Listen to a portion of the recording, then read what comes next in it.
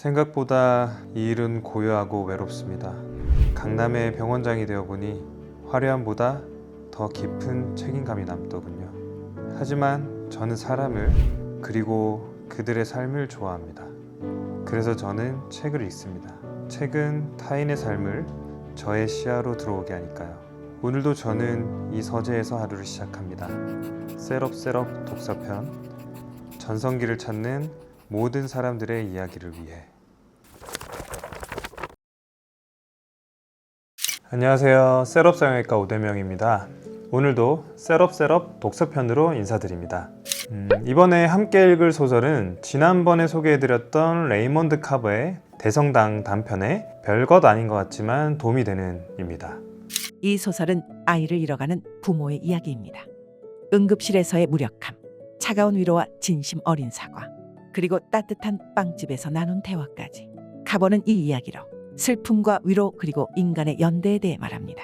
그것도 아주 작은 별것 아닌 것들을 통해서요.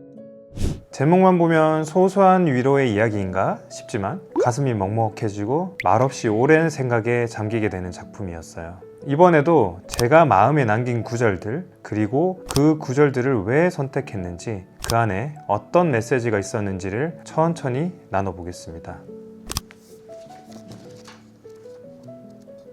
의사는 태닝한 얼굴에 어깨가 떡 벌어진 미남이었다. 처음 읽을 때부터 이 구절이 불편했습니다. 응급실에서 온 의사가 너무 완벽해요. 단정하고 멋있고 영화 속 등장인물처럼 마치 장소에 어울리지 않는 사람으로 묘사하는 느낌이었죠. 근데 그런 겉모습과 달리 그가 전하는 건 감정 없는 정보뿐이에요.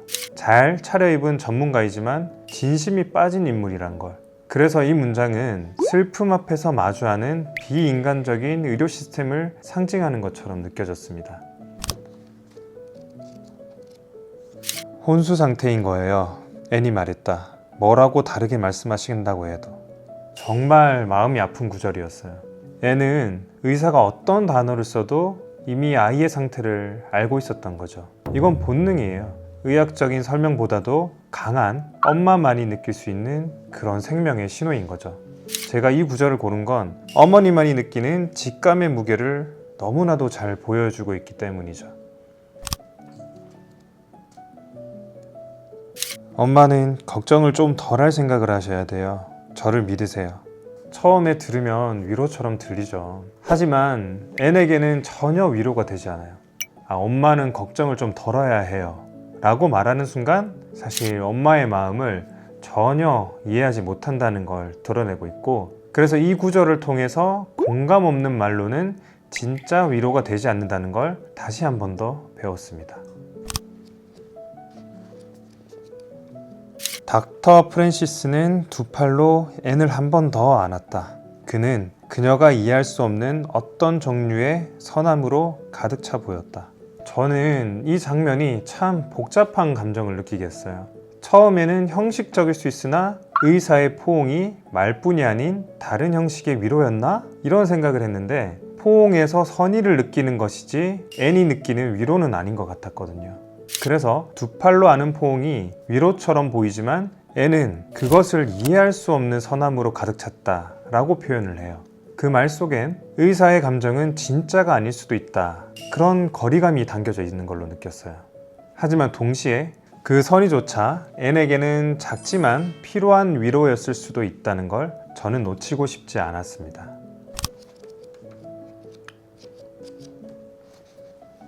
그 남자는 말했다. 나를 용서할 마음이 생기는지 여쭤봐도 되겠소?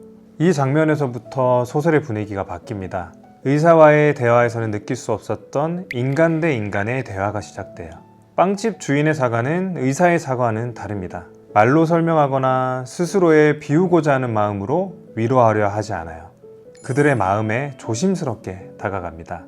그리고 빵집 안은 따뜻했다는 묘사에서 온기와 공감의 분위기를 암시했고요. 비로소 위로의 시작을 느꼈어요. 따뜻한 공간, 조심스러운 사과, 그리고 마음이 열리도록 기다려주는, 그게 우리가 슬픔을 견디는 방식이 될 수 있지 않을까요? 그들은 롤빵을 먹고 커피를 마셨다. 앤은 갑자기 허기를 느꼈는데 그 롤빵은 따뜻하고 달콤했다. 그녀는 롤빵을 3개나 먹어 빵집 주인을 기쁘게 했다. 그리고 그가 이야기하기 시작했다. 그들은 신경 써서 귀를 기울였다. 그들은 지치고 비통했으나 빵집 주인이 하고 싶어하는 말에 귀를 기울였다. 이 장면은 소설 전체에서 정말 아름다운 구절이었어요. 비극을 겪은 부부의 극단적인 슬픔 속에서 처음으로 따뜻한 무언가를 먹고 누군가의 말을 들어요. 이건 단순 식사가 아니에요. 삶을 다시 시작하겠다는 몸의 첫 번째 반응이기도 하죠. 음식은 우리가 다시 인간으로 돌아올 수 있게 도와주는 도구죠. 저는 이 장면을 보면서 공감은 말보다도 같이 시간을 나누는 일, 그게 얼마나 큰 위로가 되는지를 실감할 수 있었습니다.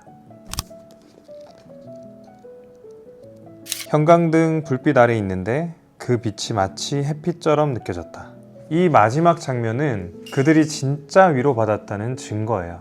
형광등조차 햇살처럼 느껴질 만큼이라는 건 마음이 아주 조금은 가벼워졌다는 거죠. 저는 이 장면을 보면서 인간의 진짜 위로는 단순하게는 따뜻한 빵과 커피 그리고 경험이라는 걸 느꼈어요. 같이 견디는 밤, 같이 있는 시간, 그리고 누군가의 이야기, 그게 우리가 서로를 살게 만드는 힘이니까요. 지금까지 레이먼드 커버의 대성당에 별것 아닌 것 같지만 도움이 되는 편을 함께 나누어 보았는데요. 이 단편 소설은 슬픔에 대한 이야기이기도 하지만 무엇보다 작은 따뜻함이 주는 힘에 대한 이야기라고 생각합니다. 또한 이 작품은 인간의 슬픔, 위로, 연대에 대한 이야기지만 거창한 것이 아니라 그저 옆에 있어 주는 것, 그리고 함께 밤을 지새워 주는 것, 롤빵 하나를 나누는 것. 여러분도 누군가의 긴 밤에 조용한 빛이 되어 주실 수 있기를 바랍니다. 오늘도 셋업 독서편의 저는 오대명이었습니다. 우리 모두 셋업